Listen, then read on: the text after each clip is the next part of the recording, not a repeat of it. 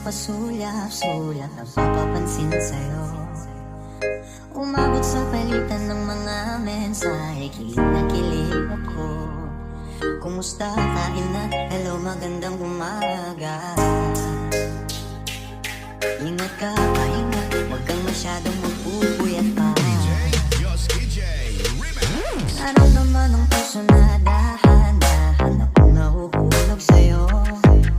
Sa kada araw natin na pag-uusap, meron nang namumuo. Ngunit di ko na alam kung anong patutunguhan. Ang hiling ko lang naman na itong naramdaman.